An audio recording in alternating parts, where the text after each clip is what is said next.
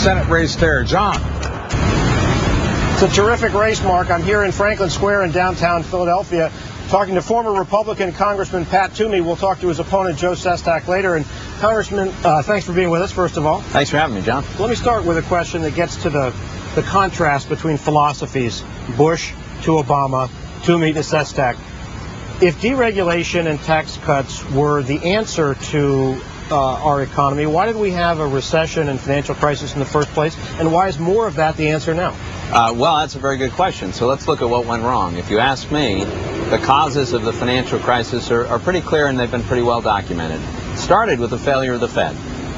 Over a year of keeping negative real interest rates, keeping the actual Fed funds rate at 1%, that created a credit bubble. I think John Taylor's done a great job documenting this. Deregulation didn't play a role? No, I don't think so at all. When you think about, if you're referring to the repeal of Glass-Steagall, first of all, the Europeans never had Glass-Steagall. How come they didn't have a crisis back in the, 30s or 40s or 50s? Right, it didn't happen. Secondly, and maybe more importantly, none of the things that went wrong became permissible because of the repeal of Glass-Steagall. They were permissible all along. And basically they were huge investments in residential mortgages. That's what collapsed. The bubble happened because of the Fed and because of federal legislation that encouraged banks to lend money to people who probably couldn't pay it back, legislation that required Fannie and Freddie to keep lowering their lending standards.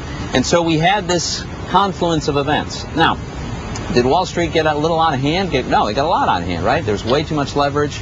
There was everybody very happy to go along for that ride. But the ride couldn't have happened if it hadn't been for a failure on the part of monetary policy and legislation encouraging lending to people who couldn't pay it back. Let me ask you about where Wall Street got out of hand, because the Democrats want to run against you on the basis of your career in investment banking and say you were a cheerleader for these policies that got out of hand, that they're trying to associate you with some insider trading at a firm you once worked for. I haven't seen that one.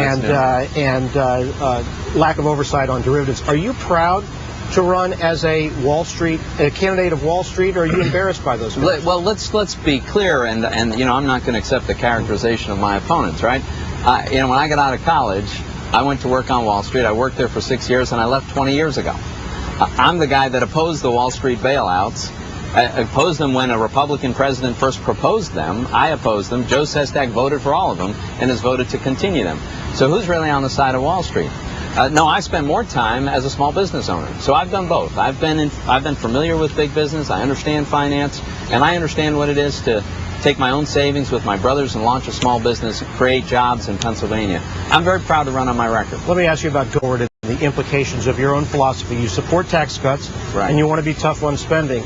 Are you embracing the entirety of Paul Ryan's roadmap for America's future, which involves vouchers for Medicare to curb the costs? It's successful at curbing costs, but with some tough medicine. I haven't read Paul's roadmap. I'm aware of it. I give Paul a lot of credit for grappling with some very challenging issues. I'm sure he's got some great ideas in there, but I am not I just haven't read it. I can't vouch for the entire Keeping your distance. A lot of Republicans are. It sounds like you're concerned about the implications of cutting Medicare. We have got to get on a spending trajectory that's viable. We're not now. We've got to convince markets that we can get deficits under control, or I'm very worried about the future.